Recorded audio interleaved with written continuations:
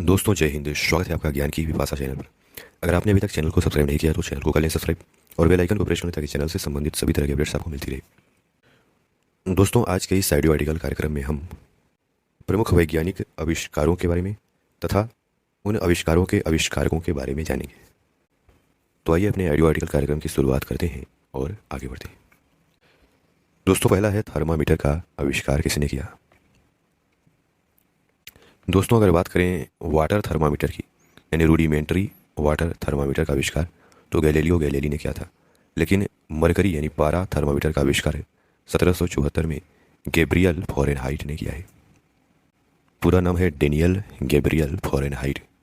Daniel Gabriel Fahrenheit ने एक मानकीकृत पैमाने के साथ आधुनिक पारा थर्मामीटर का आविष्कार किया। दोस्तों थर्मामीटर यानी कि तापमापी वह ताप की प्रवणता को मापने की काम आता है। मनुष्य के शरीर का ताप मापने वाले थर्मामीटर को क्लिनिकल थर्मामीटर कहा जाता है। पुराने प्रकार के थर्मामीटर में मरकरी या पारा या अल्कोहल का उपयोग करके शरीर के तापमान को नापा जाता था, लेकिन नए प्रकार के थर्मामीटर में इसके लिए इंफ्रारेड किरणों का उपयोग किया जाता है। मरकरी थर्मामीटर में एक कांच की ट्यूब में मरकरी यानी पारा भरा होता है और ट्यूब के ऊपर सामान्य तापमान लिखे होते हैं। तापमान में बदलाव के कारण मरकरी फैलता और सिकुड़ता है, जिससे तापमान का पता लगाया जाता है। तापमान ज़्यादा होने पर मरकरी फैलता है, जिससे वह ऊपर की ओर चढ़ने लगता है। इसे आम भाषा में पारा चढ़ना भी कहते हैं। इसी के जरिए डॉक्टर शरीर के तापमान को पता करते हैं। अगला आविष्कार है रेडियो। रेडियो का आविष्कार किसने किया। दोस्तों रेडियो का आविष्कार मार्कोनी ने किया था। वह 19वीं-20वीं सदी के एक इटालवी आविष्कारक और विद्युत अभियंता थे। 1890 के दशक में पहला रेडियो विकसित करने के लिए निकोला टेस्ला के साथ प्रतिस्पर्धा कर रहे थे और उन्होंने पहली सफलता हासिल की। तो रेडियो का आविष्कार किसने किया। गुलियर्मो मार्कोनी ने रेडियो का आविष्कार किया था। दोस्तों रेडियो का आविष्कार मार्कोनी ने किया था। रेडियो का आविष्कार करने में मुख्य रूप से 3 वैज्ञानिकों को जाना जाता है, मार्कोनी और रेगिनाल्ड फेसेंडन और विलियम डुविलियर। इन तीनों वैज्ञानिकों की मेहनत के फलस्वरूप हम लोगों को रेडियो जैसा मनोरंजन का साधन मिला। 1864 में जेम्स क्लर्क मैक्सवेल ने चुंबकीय ऊर्जा तरंगों का खुले आसमान में एक जगह से दूसरे स्थान तक भेजे जाने की पुष्टि की। किन परेशानियों की वजह से हुए इस बात की पुष्टि नहीं कर पाए। इस अधूरी थ्योरी को बाद में हेनरिक हर्ट्ज अपना पूरा सहयोग और योगदान देते हुए इस बात की पुष्टि किया कि चुंबकीय तरंग एक स्थान से दूसरे स्थान तक आसमान में भेजी जा सकती है। साल 1895 में मार्कोनी ने टेलीग्राम की खोज की और फिर रेडियो का सिग्नल भेजा। इन रेडियो का आविष्कार 1880 के दशक में इलेक्ट्रोमैग्नेटिक तरंग की खोज की गई थी। उसके बाद ही इसके आविष्कार के बारे में किताब में लिखी गई। इस किताब को दुनिया के महान लोगों ने पढ़ा, जिसमें जगदीश चंद्र बसु भी शामिल थे। बसु जी ने काफ़ी गौर से पढ़ने के बाद इलेक्ट्रोमैग्नेटिक तरंगों पर आधारित एक उपकरण बनाया। अगला है बैरोमीटर। बैरोमीटर की खोज किसने की। दोस्तों बैरोमीटर एक वायु दाब मापी एक ऐसा यंत्र है जिसके द्वारा वायुमंडल के दबाव को मापा जाता है। वायु दाब को मापने के लिए बैरोमीटर में पानी, हवा और पारा का प्रयोग किया जाता है। बैरोमीटर का आविष्कारक टॉरसेली है, टॉरसेली। अगला है टेलीफोन का आविष्कार किसने किया। दोस्तों टेलीफोन, जिसे हम दूरभाष भी कहते हैं, एक दूर संचार का उपकरण है। यह 2 या 2 से अधिक व्यक्तियों के बीच बातचीत के काम आता है। टेलीफोन का आविष्कारक अलेक्जेंडर ग्राहम बेल को माना जाता है। अलेक्जेंडर ग्राहम बेल ने 1876 में एक ऐसा यंत्र बनाया जिसमें उन्होंने वाटसन के लिए यानी अपने दोस्तों को संदेश भेजा कि मिस्टर वाटसन यहाँ आओ। इस प्रकार लगभग 1876 के आसपास टेलीफोन का आविष्कार अलेक्जेंडर ग्राहम बेल के द्वारा कर दिया गया था। टेलीफोन यंत्र में एक प्रेषित यानी ट्रांसमीटर और एक ग्राही यानी रिसीवर एक विशेष प्रकार के डिब्बे या केस के अंदर रखे होते हैं। एक लंबी डोर जो वस्तुतः इंसुलेटेड तारों का एक पुंज होती है, उस डिब्बे या केस के अंदर की विद्युत प्रणाली से टेलीफोन सेट को जोड़ती है। टेलीफोन का यह भाग यानी प्रेषित जो है ध्वनि ऊर्जा को विद्युत ऊर्जा में परिवर्तित करता है। इसमें उच्चारित ध्वनि तरंगे एक तनुपुट में जिसके पीछे रखे कार्बन के कण परस्पर निकट आते हैं, फैलते हैं, तीव्र कंपन उत्पन्न करती है। और जो रिसीवर होता है वह विद्युत ऊर्जा को ध्वनि ऊर्जा में बदल करके जहाँ टेलीफोन कॉल लगाया जाता है उसको सुनाई देता है। अगला है इलेक्ट्रिसिटी यानी कि विद्युत का आविष्कार किसने किया। दोस्तों बिजली का आविष्कार कभी नहीं हुआ था। यह ऊर्जा का एक रूप है जो हमेशा पूरे ब्रह्मांड में मौजूद है, तो यह खोजा गया था। हालांकि बिजली शब्द 1600 में विलियम गिलबर्ट नामक एक व्यक्ति के द्वारा स्थिर बिजली का वर्णन करने के लिए गढ़ा गया था। और 2 अन्य पुरुष बेंजामिन फ्रैंकलिन और माइकल फैराडे भी थे जो इसके अनुसंधान और कार्यान्वयन में सबसे आगे थे। अगला है लाइट बल्ब के आविष्कारक कौन है। दोस्तों Thomas Alva Edison light bulb के आविष्कारक हैं। ट्रांसफार्मर के आविष्कारक। दोस्तों, ओटो ब्लाथी ने ट्रांसफार्मर की खोज की। एक ट्रांसफार्मर को एक निष्क्रिय विद्युत उपकरण के रूप में परिभाषित किया जाता है जो विद्युत ऊर्जा को एक परिपथ से दूसरे परिपथ में विद्युत चुंबकीय प्रेरण की प्रक्रिया के माध्यम से स्थानांतरित करता है। यह आमतौर पर परिपथ के बीच वोल्टेज स्तर को बढ़ाने या घटाने के लिए उपयोग किया जाता है। तो ट्रांसफार्मर का काम क्या है? परिपथ के बीच वोल्टेज स्तर को बढ़ाने का या घटाने का काम। दोस्तों, अगला है विद्युत बैटरी यानी इलेक्ट्रिक बैटरी का आविष्कार। तो इसके आविष्कारक अलेशांद्रो वोल्टा को माना जाता है।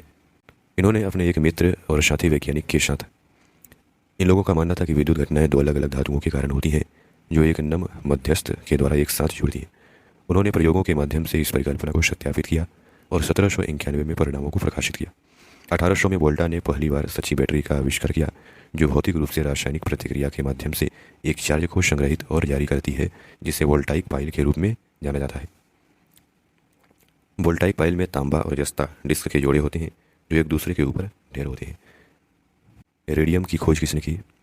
दोस्तों, रेडियम की खोज मैरी क्यूरी और Pierre Curie, Marie and Pierre Curie के द्वारा रेडियम की खोज की। यानी मैरी क्यूरी और पियरे क्यूरी के द्वारा पोलोनियम एंड रेडियम दोनों की खोज की गई थी। दोस्तों, रेडियम एक रेडियो एक्टिव धातु है। यह इतना अधिक रेडियो एक्टिव होता है कि इससे निकलने वाली रेडियो एक्टिव किरणों के कारण यह अंधेरे में चमकता है। रेडियम एक नर्म धातु है। हवा के संपर्क में आने पर रेडियम हवा में मौजूद ऑक्सीजन और नाइट्रोजन से प्रतिक्रिया करता है, जिससे इसके ऊपर काले रंग की परत जम जाती है। दोस्तों, अगला है टेलीस्कोप यानी कि दूरदर्शी। टेलीस्कोप की खोज गैलीलियो गैलीली ने की। गैलीलियो ने 1609 में वेनिस राज्य को अपनी उच्च शक्ति वाली दूरबीन को भेंट किया था। गैलीलियो ने 1609 में एक उन्नत दूरबीन का आविष्कार किया जिसमें उन्होंने बृहस्पति के चंद्रमाओं, शनि के वलय, शुक्र के चरणों, सूर्य के धब्बों, उबड़ खाबड़ चंद्र सतह का निरीक्षण और वर्णन किया। दोस्तों, अगला है एक्स किरणों की खोजकर्ता कौन है? तो W.C. रोंटजन यानी विलियम कॉनराड रोंटजन एक्स किरणों के खोजकर्ता हैं। एक्स किरणें एक प्रकार की चिकित्सा इमेजिंग जांच है, एक्सरे, जो आपकी हड्डियों और अंगों जैसे कोमल ऊतकों की तस्वीरें खींचता है। यह एक विद्युत चुंबकीय विकिरण है जिसका सबसे ज़्यादा आम प्रयोग डॉक्टरों के द्वारा किसी रोगी की त्वचा के माध्यम से उसकी हड्डियों की छवि को देखा जाता है। अगला है पेंसिलिन के खोजकर्ता कौन है? दोस्तों, पेंसिलिन के खोजकर्ता अलेक्जेंडर फ्लेमिंग। पेंसिलिन की बात करें तो यह एक एंटीबायोटिक का उदाहरण है जिसका उत्पादन नीले रंग की एक फफूंद के द्वारा प्राकृतिक रूप से किया जाता है। इसका उपयोग विभिन्न जीवाणुजन्य संक्रमणों का उपचार करने के लिए और उसकी रोकथाम करने के लिए किया जाता है। पेंसिलिन, इसके इन्वेंटर अलेक्जेंडर फ्लेमिंग। अगला है एरोप्लेन का आविष्कार किसने किया? तो इसके आविष्कारक राइट ब्रदर्स को माना जाता है। दो अमेरिकी बंधु थे जिन्हें राइट ब्रदर्स कहा जाता है। इन्हें हवाई जहाज का आविष्कारक माना जाता है। 1903 को संसार की सबसे पहली सफल मानवीय हवाई उड़ान भरी जिसमें हवा से भारी विमान को नियंत्रित रूप से निर्धारित समय तक संचालित किया गया। इसके बाद के 2 वर्षों में अनेक प्रयोगों के बाद इन्होंने दुनिया का प्रथम उपयोगी दृढ़पक्षी विमान तैयार किया। नेक्स्ट है स्टीम इंजन के आविष्कारक। दोस्तों, स्टीम इंजन के आविष्कारक जेम्स वाट। स्टीम इंजन यानी कि भाप इंजन एक ऊष्मा इंजन है जो यांत्रिक कार्य करता है और भाप को काम कर रहे द्रव्य के रूप में उपयोग करता है। भाप इंजन एक सिलेंडर के अंदर एक पिस्टन को आगे और पीछे धकेलने के लिए भाप के दबाव से उत्पन्न बल का उपयोग करता है। भाप इंजन यानी स्टीम इंजन के आविष्कारक जेम्स वाट हैं। नेक्स्ट है मोबाइल फ़ोन के आविष्कार। दोस्तों, मोबाइल फ़ोन एक ऐसा उपकरण जिसके द्वारा दुनिया भर में कहीं पर स्थित 2 लोग यानी 2 जगह पर लोग स्थित बातचीत कर सकते हैं आसानी से, मतलब संचार आसान हो गया। तो मोबाइल फ़ोन के आविष्कारक कौन थे? दोस्तों, अमेरिका के मार्टिन कूपर, इन्हें मोबाइल फ़ोन का आविष्कारक माना जाता है। मोटरोला कंपनी की अपनी टीम के साथ मार्टिन कूपर जो मोटरोला कंपनी में काम कर रहे थे, उन्होंने 1973 में पहला मोबाइल फ़ोन बनाया था। उसका वजन 2 किलोग्राम था और कहते हैं कि खर्च तकरीबन $10 लाख का खर्च आया था। उन्होंने न्यूयॉर्क की एक सड़क पर खड़े होकर जब मार्टिन कूपर उसी फ़ोन से पहली कॉल किया था तो उन्हें इस बात का अंदाज़ा नहीं था कि उनकी यह खोज कितनी भारी सफलता अर्जित करेगी। नेक्स्ट है डीजल इंजन के आविष्कारक। दोस्तों, रुडोल्फ डीजल, ये डीजल इंजन के आविष्कारक हैं। इन्हीं के नाम पर इन्हें डीजल इंजन कहा जाता है। रुडोल्फ डीजल जो अपने नाम वाले इंजन के आविष्कार के लिए जाने जाते हैं, 1858 में पेरिस, फ्रांस में इनका जन्म हुआ था। उनका आविष्कार तब हुआ जब भाप इंजन बड़े उद्योगों के लिए प्रमुख शक्ति स्रोत था। उस समय तक भाप इंजन काम कर रहा था। उसके बाद डीजल इंजन का आविष्कार हुआ। दोस्तों डीजल इंजन एक अंतर्दहन इंजन है जो बंद स्थान में वायु को संपीड़ित करने से उत्पन्न ऊष्मा का उपयोग करके ईंधन में ज्वलन उत्पन्न करता है। इस प्रकार यह स्पार्क ज्वलन इंजनों से भिन्न है क्योंकि उसमें ऊर्जा और ईंधन के मिश्रण को प्रज्वलित करने के लिए स्पार्क प्लग का उपयोग किया जाता है। नेक्स्ट है माइक्रोस्कोप के आविष्कारक कौन, यानी सूक्ष्मदर्शी के आविष्कारक। दोस्तों सूक्ष्मदर्शी छोटी छोटी चीज़ों को देखने के लिए किया जाता है। जैसे दूरदर्शी है वह दूर की चीज़ों को देखने के लिए, वैसे ही सूक्ष्मदर्शी जिसे माइक्रोस्कोप कहते हैं वह उन चीज़ों को देखने के लिए किया जाता है जो आँख से हम नहीं देख सकते, जैसे जो बैक्टीरिया हैं, जीवाणु हैं और विषाणु हैं आदि। सूक्ष्मदर्शी की खोज जेकेरियस जॉनसन ने किया था 1590 के आसपास में।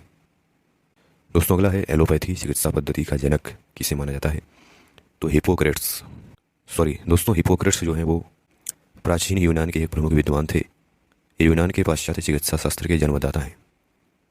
इन्हें फादर ऑफ मॉडर्न मेडिसिन कहा जाता है, ये आधुनिक चिकित्सा विज्ञान के पिता। अगर हम एलोपैथी के जनक की बात करें तो एलोपैथी टर्म का सबसे पहले इस्तेमाल 1810 में जर्मन चिकित्सक सैमुअल हैनीमैन ने किया था। एलोपैथ टर्म का सबसे पहले इस्तेमाल साल 1810 में हुआ था, जर्मन चिकित्सक सैमुअल हैनीमैन। कहते हैं ये शब्द ग्रीक टर्म से आया है, एलोश यानी कि अलग और पैथोज यानी सफरिंग। इसके तहत जो दवाएं दी जाती हैं वो होम्योपैथिक से एकदम अलग होती हैं। होम्योपैथी में उस तत्व की हल्की खुराक दी जाती है जिसके कारण बीमारी होती है, वहीं एलोपैथी में लक्षण के विपरीत यानी उसे दबाने की दवा दी जाती है। जैसे कब्जियत के मरीज को लैक्जेटिव दिया जाता है या फिर तापमान बढ़ने पर बुखार घटाने की दवा दी जाती है। होम्योपैथी का जनक किसे कहा जाता है, दोस्तों होम्योपैथी के जनक सैमुअल हैनीमैन ही माने जाते हैं। एलोपैथी वह शब्द था जिसे सैमुअल हैनीमैन ने चिकित्सा की एक प्रणाली को निरूपित करने के लिए गढ़ा था जो होम्योपैथी के विरोध में है, जिसे उन्होंने स्थापित किया था। होम्योपैथी चिकित्सा पद्धति का जन्म 18वीं शताब्दी के अंत में हुआ था। इसके संस्थापक जर्मनी के चिकित्सक सैमुअल हैनीमैन को माना जाता है। होम्योपैथी शब्द ग्रीक के दो शब्द होमियोस और पैथोस से मिलकर बना है। होमियोस का मतलब एक समान और पैथोस का मतलब कष्ट होता है, जो होम्योपैथी की चिकित्सा पद्धति के सिद्धांत लॉ ऑफ सिमिलर को दर्शाता है। दोस्तों अगला है डायनामाइट के आविष्कारक कौन है। दोस्तों डायनामाइट का आविष्कार अल्फ्रेड नोबेल ने किया था, जिनके नाम पर ही यह नोबेल पुरस्कार दिया जाता है। डायनामाइट की खोज 1867 में अल्फ्रेड नोबेल को डायनामाइट का पेटेंट मिला था। डायनामाइट एक विस्फोटक है जिसका उपयोग खनन, उत्खनन, निर्माण और विध्वंसक उद्योगों में किया जाता है। अगला है पीएच स्केल की खोज किसने की। पीएच की अवधारणा को सबसे पहले 1909 में कार्लसबर्ग लेबोरेटरी के डेनिश रसायन शास्त्री सोरेन पेडर लॉरेंज सोरेनसन ने किया था। तो पीएच स्केल का जनक सोरेनसन को माना जाता है। अम्लता को व्यक्त करने के लिए एक सुविधाजनक तरीके के रूप में पीएच की अवधारणा को उन्होंने व्यक्त किया। ऑक्सीजन की खोज किसने की, प्रिस्टले ने। थ्योरी ऑफ रिलेटिविटी किसने दिया, तो अल्बर्ट आइंस्टीन ने। सापेक्षता का सिद्धांत। हैजे के टीके का आविष्कार किसने किया, तो रॉबर्ट कोच ने। अच्छा, रॉबर्ट कोच ने बैक्टीरिया की खोज की। तपेदिक, हैजा सहित घातक संक्रामक रोगों के जीवाणुओं की खोज करता थे रॉबर्ट कोच। और दोस्तों अगर फर्स्ट कोलेरा वैक्सीन की बात करें यानी हैजे के टीके की खोज तो फेरोन ने किया था। यानी हैजे का पहला टीका लुई पाश्चर के द्वारा 1877 में मुर्गियों पर परीक्षण के दौरान विकसित किया गया था। 1884 में स्पेनिश चिकित्सक जोमे फेरोन आइक्यूला ने मोरसिले में हैजे के रोगियों से पृथक एक जीवित टीका विकसित किया। अगला है रेबीज के टीके की खोज किसने की, तो लुई पाश्चर। लुई पाश्चर ने रेबीज के टीके की खोज की। उनकी इस खोज ने मेडिकल की दुनिया में क्रांति ला दिया और मानवता को एक बड़े संकट से बचा लिया। रेबीज कुत्ते के काटने से होता है। वहीं चेचक के टीके की खोज करता कौन थे, तो एडवर्ड जेनर। चेचक vaccine discovered by Edward Jenner. Small pox vaccine यानी the small pox vaccines is the first vaccine to have been developed against the contagious disease. 1796 में ब्रिटिश फिजिशियन एडवर्ड जेनर ने इसे खोजा। नेक्स्ट है printing press का आविष्कार किसने किया, तो जोहानसन गुटेनबर्ग। प्रेस अराउंड 1436 के आसपास में जोहानसन गुटेनबर्ग ने इसका आविष्कार किया। भारत में पुर्तगालियों ने सबसे पहले 1556 में पहला प्रिंटिंग प्रेस स्थापित किया था। दोस्तों अगला है रडार की खोजकर्ता कौन है, तो हेनरिक हर्टज यहाँ पर रडार के खोजकर्ता बताए गए हैं। दोस्तों रडार का उपयोग वस्तुओं को पता लगाने के लिए एक प्रणाली के तहत सूक्ष्म तरंगों का उपयोग करते हैं। इसकी सहायता से गतिमान वस्तुओं जैसे वायुयान, जलयान, मोटर गाड़ियों आदि की दूरी, ऊंचाई, दिशा, चाल आदि का दूर से ही पता लगाया जा सकता है। रडार का full form radio detection and ragging radar का फुल फॉर्म है। अगला है पीरियोडिक टेबल को किसने बनाया पहली बार, तो मेंडलीव। हालांकि अब मोशले का पीरियोडिक टेबल है। रमन प्रभाव के खोजकर्ता सीवी रमन थे, भारत से थे, भारतीय मूल के। अगला है ब्लड ग्रुप की खोज कार्ल लैंडस्टीनर ने। बैटरी की खोज वोल्टा ने। एप्पल कंप्यूटर की खोज स्टीव जॉब्स, माइक्रोसॉफ्ट कंपनी के संस्थापक यानी माइक्रोसॉफ्ट के उसकारक बिल गेट्स और पॉल एलन। रेडियो सक्रियता की खोज हेनरी बेकुरल ने। डायनेमो का आविष्कारक माइकल फैराडे। विद्युत चुंबकीय प्रेरण का सिद्धांत माइकल फैराडे ने दिया। परमाणु सिद्धांत जॉन डाल्टन ने दिया। तो दोस्तों, इस प्रकार इस ऑडियो आर्टिकल कार्यक्रम के माध्यम से हमने कई सारे आविष्कार और उनके आविष्कारकों के बारे में जाना, जिसने मानव जाति को काफ़ी हद तक, बहुत हद तक प्रभावित किया। आशा करते हैं कि इस ऑडियो आर्टिकल के माध्यम से आपको काफ़ी कुछ जानने को मिला होगा। धन्यवाद।